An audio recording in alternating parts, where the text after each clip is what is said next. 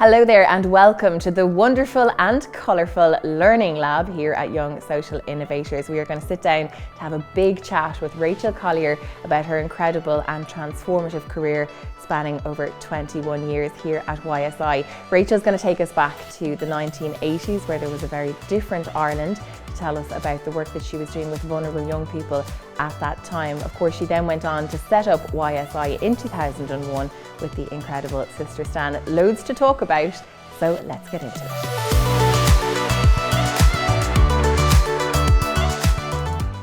So Rachel, take me back to the very beginning. What year is it? What's happening? What is Rachel thinking when you're going into this idea?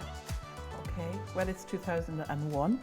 I am working as a consultant mostly in youth services and other NGO kind of services. Sister Stan and Chantal McCabe have set up an organisation called Social Innovations Ireland, and they're looking at new and emerging needs in Ireland. And one of the ideas that came up was young people and social justice. How do we get young people engaged in social justice? I had noticed way back when I was working with Sister Stan in the 80s and 90s that young people really did want to help and to do things to engage in issues, but there didn't seem to be any way of doing it. In the 80s I met Sister Stan and I worked with her. I thought I was going to work for her for about 3 months, but it ended up maybe 39, 40 years later doing different things. But we were engaged in research on homeless women in Dublin. And at that time in the 80s, Dublin was a very different place to what it is today. High unemployment, there was high emigration from the country. And we came across, we worked to understand homelessness amongst women particularly. So we worked with 8 homeless women and some other people to look at what were the needs and what kind of services were needed in Ireland at the time. And Ireland was a very different place. There was a lot of emigration and high unemployment. So it was a bit, young people felt a bit hopeless at the time, and if you were homeless it was doubly difficult for you really. And that's interesting because we have such a housing crisis right now in 2022, isn't it? Like, do you see the changing face of homelessness, or was it quite different back then? But it seems the challenges remain. Yeah, it was different, and particularly for homeless women, we discovered that homelessness amongst women was very hidden. They weren't on the streets, so they were in squats and skips, in different, doubling up with friends. They had a different way of expressing their homelessness. So it was hard for us to see what was needed. Now we looked at other countries and what models were being used in London, in New York, in Scotland, but really the solution was right in front of us. Those young women knew what was needed for homeless people, and we were guided by what they thought, and Focus Point was opened its doors in September 1985, and it set up different kinds of services, and it was because of those women that they were different kinds of services. We had such a service operated in different countries, but not in Ireland. So, and these were services that were shaped by what young people were saying was needed. So that really affected me. I was actually around the same age, you know. So what I really felt was that young people have the solutions to these quite complex social issues, but you need to listen to them and you need to give them opportunities to say what they think. And at that time in the 80s, Ireland was really conservative.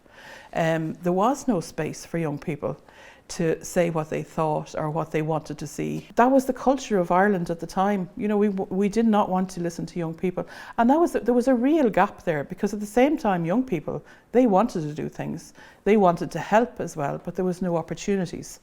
Now at the beginning of the 2000s that began to change with Young Social Innovators coming on stream and some other organisations too around that time. What was the ultimate goal then when you went into setting up YSI?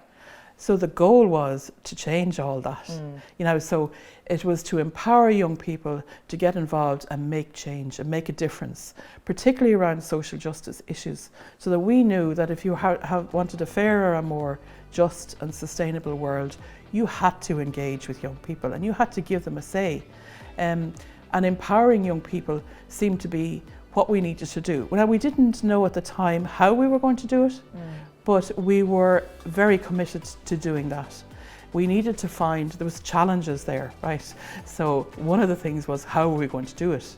What kind of a framework would we use? What kind of language? What would be fun and exciting for teenagers that wasn't old hat? But also that it was flexible enough. We knew we didn't want another subject-based in schools or anything like that. We needed a process, we needed opportunity. So how would we do that? And the idea of social innovation and really unraveling that and making it an experience for young people came to being. You can't empower young people if you don't listen to what they've got to say. It won't happen. You have to do both, give them opportunity, give them a voice. So we wanted something that would be nationwide, saying this stuff is important. Like the science, like technology, this is just as important, if not, it's more important. But I suppose the legacy of some young people has been amazing. You know, I think of the National Missing Persons Day that's there now in the Irish calendar every December. And that came about by 15, 16-year-olds in Mallow being worried about a person who was missing in their area and coming up with different ideas of what can we do about this. And they met the families of people, and their knowledge grew around missing people and the families' needs, you know. And one of the needs was to remember their loved ones, you know, because and not have them so isolated, so that a coming together of families who have loved ones missing is such a powerful thing for families. And that now, they lobbied for that, and they were just so amazing. They went from the president of the Taoiseach to everyone they could talk to. And eventually the Department of Justice and the Minister of Justice said, we are going to host this day, and they have it now every year in December. We had one other school in Portmarnock who mapped a whole country. You know, they were called Global Mapping. And when I think of that, it is amazing. This is one of the poorest countries in Africa who really couldn't afford like the Google mapping of their country. And yet they needed mapping to build infrastructure and plan the future. And these young people decided they were going to use open source technology and they would map the country. So they engaged literally hundreds of people, thousands of hours work, and they mapped that country. And the impact it's had is just extraordinary. And it's been well recognised in Lesotho. And, you know, and for them, for the young people, it's so brilliant for them. You know, I often hear young people who've done projects and they say, I didn't know I could do that. I didn't know I could make a difference. And they're very surprised that anybody listens to them and that they get the traction that they get. And I suppose YSI providing that opportunity, providing a good process-based stuff, but also kind of showing them, you know, let platform these young people, let them tell the story to you or tell the story to other people, and they say, oh my God, that's a good idea, we can help you. And that's the way it kind of snowballs. We've had fantastic campaigns for young people, for campaigns around organ donation, say, and increasing the organ donation level or sign up to that. We've had campaigns around human trafficking, campaigns around cyberbullying, consent. So many things that have come up. We've had young people looking at legislative change and really fighting for changes in legislation. And they're so brave, I think, young people, and they're bold, and that's what you need. We need bold people to make change, you know. An idea is only an idea. It doesn't, you know, I hundreds of good ideas, and so have you. Loads of people have ideas, but to put them into action, it's not one person, it's never one person, you know. It's always the team around people, and it's the, you know, whether the idea gains traction. Sometimes it's luck, you know. This idea is very simple, but it's always a challenge to put any innovation out there and make it grow. It's really challenging. And yeah, I definitely don't think it's about my idea. I think there's collective ideas, collective thinking. We have a great team here, you know, and they will bring on the next generation of social innovators. I suppose some of the things we should be looking at is inclusiveness of young people, of all young people in education. And of course, you know, we're trying to create one system fits all, and it doesn't really. Young people have different ways of learning, they have different abilities, they're all individual. And sometimes the system may not work for all children with all different abilities, or different abilities, sorry. The other thing I think is we need to look at holistic education more, you know. give young people more opportunities to apply what they're learning, to understand why they're learning it, and apply it to real life situations. That's really important.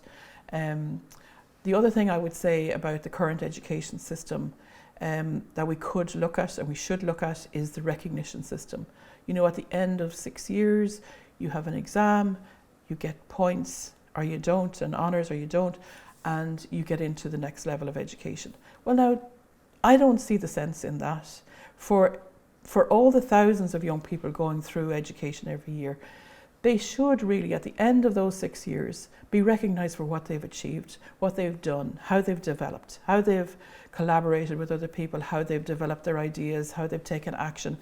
These are the things that really matter. And if I'm as an individual, if I'm just measured on, you know, how many honours I get or the points I get, that's a terrible message to give to young people. It's causing huge anxiety amongst young people, the exam system. So there needs to be something else there to really help young people in their whole development. That's what education is about. Social innovation, I would have it for everybody, okay? I would love, because I think it gives a whole reason to learning.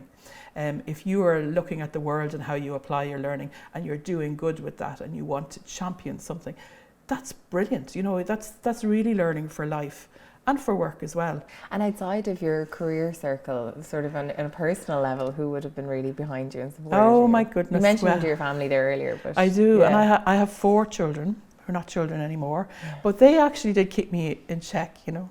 If you're talking about young people and you're older, way older, you know, you need to be checked all the time. So as children, they kind of kept me informed of what, you know, the worldview of children as they grew up then and teenagers. The worldview of teenagers, I would check things out with them. I would see what's cool or what wasn't cool. And like, they did help, you know, they definitely influenced me. Because like, as a parent, you really, you need, I suppose you need to kind of understand the way of thinking. Now, if you haven't had teenagers before and you suddenly are left with teenagers, which I was, and most parents are, they're a different way of thinking. I love the way teenagers think now.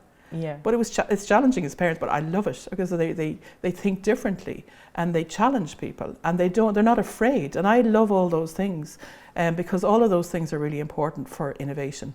Like YSI, to me, has made a big difference in the world. I think when we go back to where we were in the 80s or 90s and I look at where young people were and they didn't have a voice and they didn't have ways of empowering and they didn't have the opportunities, and it's like, now they do.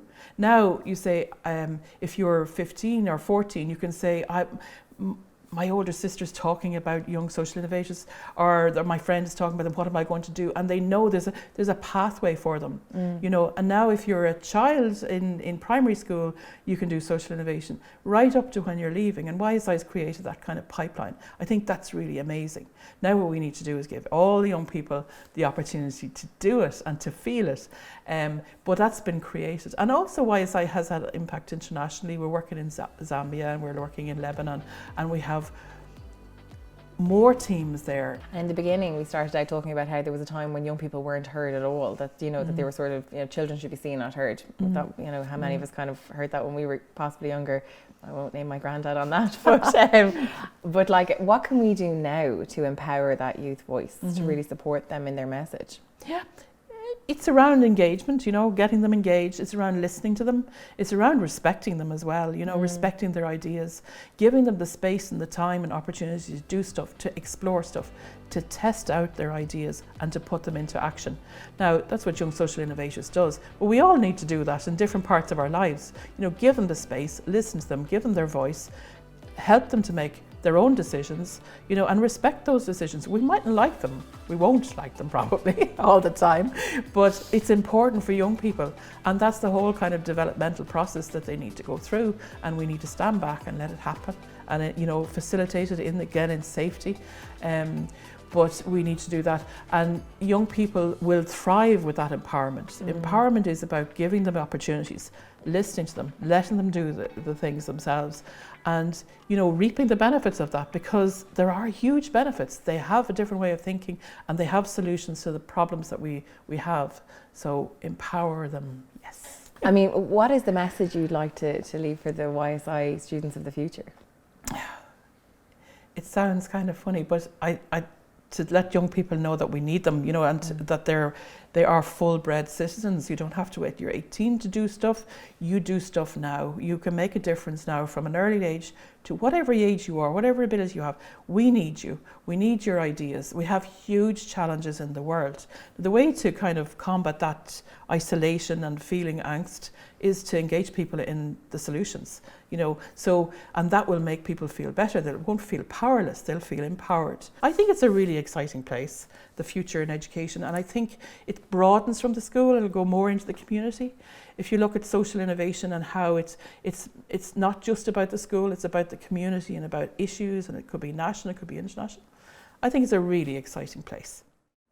Well, I'm delighted to say we are now joined by Sister Stan, who is the co-founder here at YSI alongside Rachel. The two of them founded YSI back in 2001, but have been friends since the 1980s. I'm looking forward to hearing all about those stories and also about the journey that YSI has been on over the last 21 years. Thank you so much for joining us, Sister Stan. I want to start by asking both of you, we'll start with yourself, how did you two become pals? How did you meet?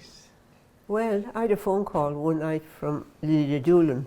I had come to Dublin and I was starting research as a senior research fellow at the university, and I was starting research on the nature and extent of homelessness amongst women in Dublin, and I was recruiting research assistants, and a number of those came from the university. They were graduates, but Lily Doolan rang me and she said this woman, Rachel Collier, was a graduate from her school, which would have been more communications from Rathmines, and so through that way I met Rachel, and she became one of the research assistants in the first research. And has YSI done what you intended it to do when you started it out? Has it achieved the things that you've hoped it would? Oh, it has done great things. I mean, it has done more than I would have thought in the beginning, much more. Very innovative, very innovative. Of course, there's more to be done. And of course, it can be stretched further. You'd love to see every school having it as central to their teaching. And you'd love to see beyond the school, the third level as well. But that'll happen. It just is new and still new and innovative. But if it's given the time and given the resources, it will work. I have great faith in it. So Rachel, as you prepare to finish up, I don't want to make you cry. I thought I'd get a cry out of you now before the video be out, but what has been kind of, I suppose, your parting thoughts on the work that you've done, the people you've met throughout all of this? Yes, well, I mean, throughout the 40 years working with Stan, we've met amazing people along the way who help to make things happen. You know, this YSI team is just an amazing team. They're really talented in that, but we also have a whole network of people around us, and particularly our partners who believe in what we do. And they're government partners, philanthropic, and their companies, and they're amazing because I don't think we'd be here without philanthropists, for example. Stan mentioned Chantal McCabe was really key to the beginning of YSI, but also to the partners that we have year on year that come back and help us, like yourselves, and make things happen. And it's magic, miracles. Miracles and hard work. What a lovely way to leave things this afternoon. Thank you so much to both of you for the chat. We wish Rachel the very best luck as she moves on from Young Social Innovators. What a remarkable career and an enormous contribution she has made. So thank you so much for that. And to Sister Stan for coming in to pay tribute to Rachel. We have thoroughly enjoyed this conversation. Thank you so much for watching.